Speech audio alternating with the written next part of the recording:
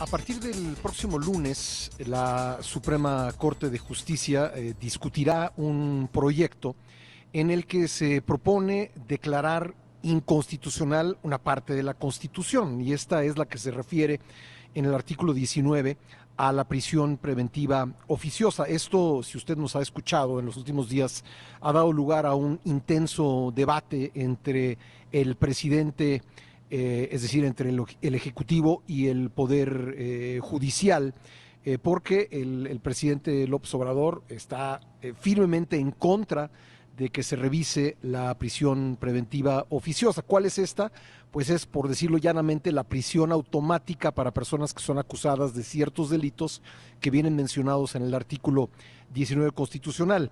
Sobre este debate, publicó un interesantísimo artículo el doctor Diego Valadez, investigador del Instituto de Investigaciones Jurídicas de la UNAM y también exministro de la Corte y exprocurador general de la República, en el que él plantea que la Corte pues no tiene por qué ser constituyente, es decir, la Corte a lo sumo podría decirle al legislativo, pues esto tendrían que revisarlo, tendrían que hacer una reforma constitucional, pero la Corte no puede, de acuerdo con el análisis de Diego Valadez, convertirse en constituyente y decir esta parte de la Constitución se desecha. Tengo en la línea telefónica al doctor Diego Valadez y se lo agradezco mucho. Diego, ¿cómo estás? Muy buen día. ¿Qué tal, Pascal? Buenos días. Qué gusto estar aquí en este programa. Muchas gracias por la invitación. Bueno, pues he planteado de forma sucinta y espero que con precisión lo que tú planteas en tu artículo. ¿Qué agregarías al debate que se ha dado en torno a la prisión preventiva oficiosa? Creo que son dos partes, Pascal. Una, la pertinencia de la prisión preventiva.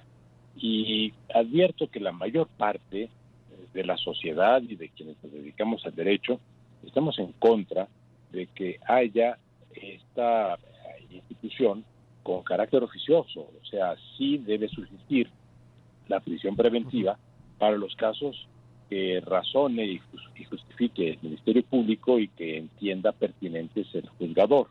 Por ejemplo, es evidente que en todos los casos en los que esté involucrado un feminicida, por ejemplo, pues procederá a la prisión preventiva. Pero una cosa es que se determine en cada caso y otra que la Constitución sea la que establezca las bases para que siempre que se dé cierto tipo de acusación se dé también la prisión preventiva. Porque además se combinan muchas cosas. Hay delitos tan graves como el que acabo de mencionar de feminicidio, con otros que siempre, desde luego, lesivos para la sociedad. Todo delito es lesivo para la sociedad, puede ser tratado de otra forma, como por ejemplo el abuso de las funciones públicas. Pero el otro gran tema es si la Corte puede, como ella misma plantea, declarar inaplicable un fragmento de la Constitución. Y sobre esto, la Corte no tiene ninguna facultad. Excedería lo que ya le permite el artículo 105 en cuanto a declarar la contradicción entre una norma general y la Constitución. Y peor todavía, Pascal, la Constitución determina que para declarar la invalidez de una norma, de una ley, por ejemplo, se requieren 8 votos como mínimo de los 11 que integran la Corte. Pero, ¿cuántos votos se requerirían para declarar la invalidez de una norma constitucional en el supuesto de que esto fuera posible? Pues la Constitución tampoco lo dice.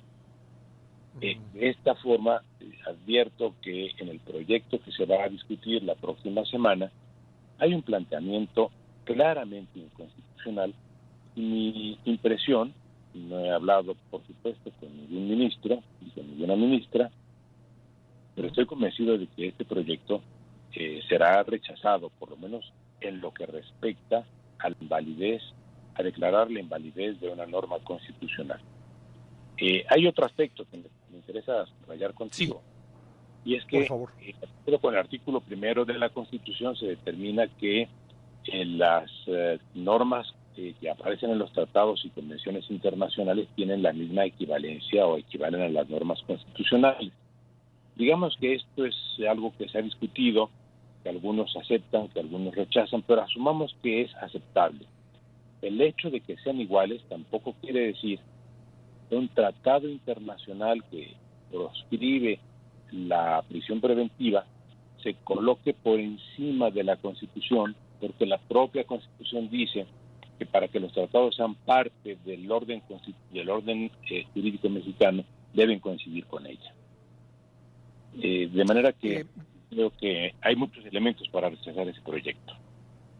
Sí, y me surgen varias preguntas que me gustaría plantearte sobre el tema, sobre estos distintos aspectos que has tocado. Te agradezco mucho al doctor Diego Valadez que me haya esperado en la línea para seguir esta entrevista sobre la prisión preventiva oficiosa. Diego, el presidente ha venido diciendo pues varias cosas sobre esto, su clara oposición a que la Corte pudiese remover esto de la Constitución o cambiarlo de cualquier manera. Ha dicho, por ejemplo, que el que haya esta figura de prisión preventiva oficiosa, esta medida cautelar, impide que los jueces se corrompan. ¿Tú qué dirías al respecto? Bueno, el hecho es que sí, los jueces están sujetos a muchísimas presiones, pero entre eso y la declaración de que los jueces en su mayoría son corruptos, discrepo categóricamente. Yo afirmo lo contrario y me consta. Trato a muchísimas personas del Poder Judicial Federal y de los poderes judiciales locales, y lo que prevalece en la judicatura mexicana, en la federal y en la local, es la rectitud y la capacidad de los jueces.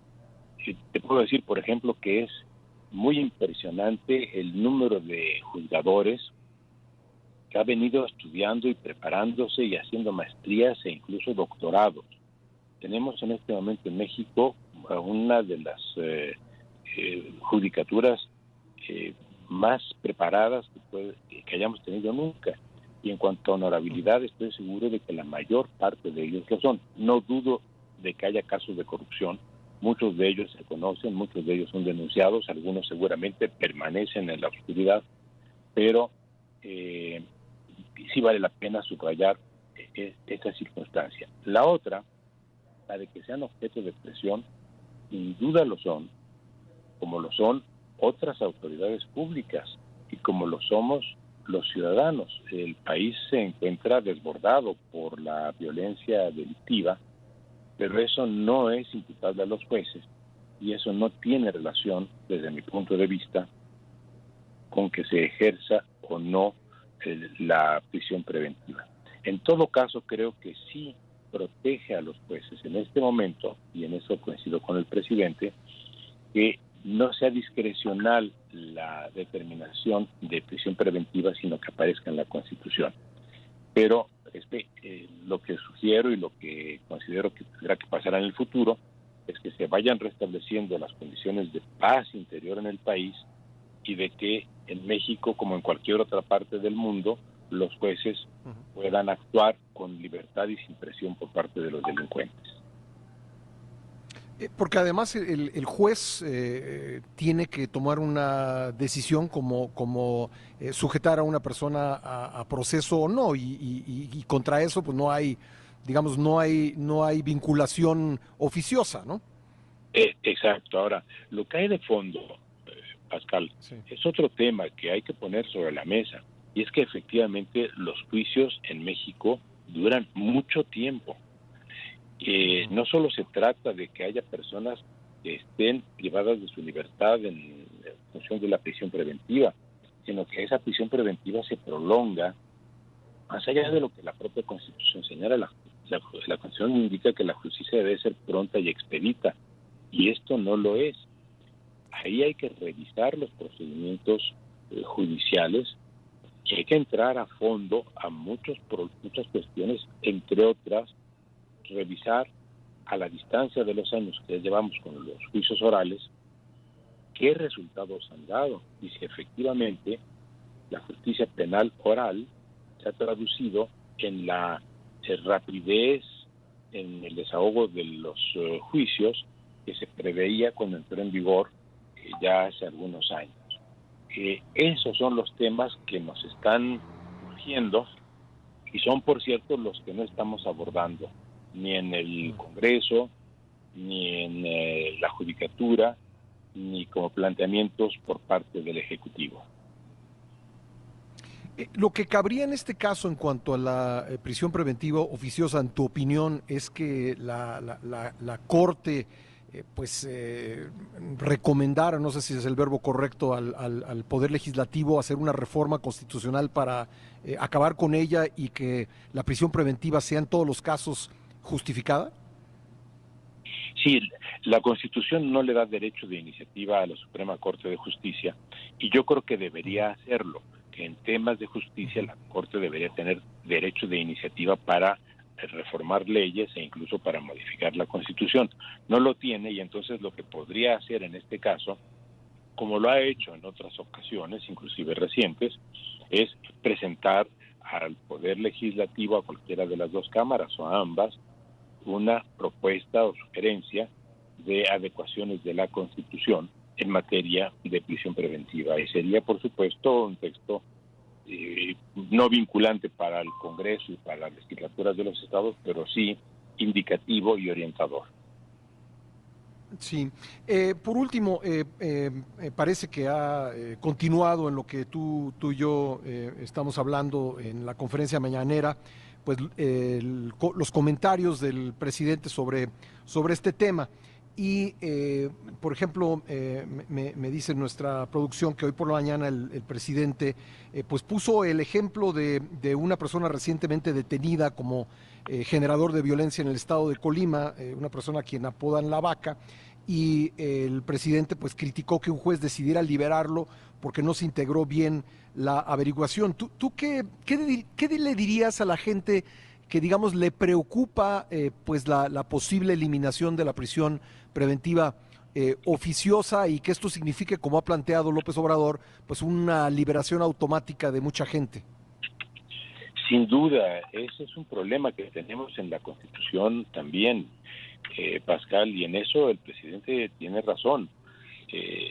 Incluso pues hizo, y se lo agradezco, hizo referencia al artículo mío que estamos también comentando tú y yo. Pero, por ejemplo, la Constitución establece que las pruebas obtenidas de manera ilegal son nulas. Y está bien que se sancione la obtención ilegal de pruebas, pero no que se las anule, porque y ha ocurrido en muchos casos, y a lo mejor es la circunstancia a la que se refiere el presidente que ocurrió en Colima. Muchas veces se ha dado el caso de que se han encontrado en domicilios particulares o en instalaciones comerciales o fabriles, se han encontrado armas, droga, dinero en grandes cantidades en efectivo, inclusive planes delictivos, información relacionada con la comisión de secuestros, pero como se han obtenido de manera ilegal porque se ha entrado a esos lugares en orden de cateo, entonces los jueces han declarado que todas esas pruebas, que son evidencias tangibles, reales, son nulas.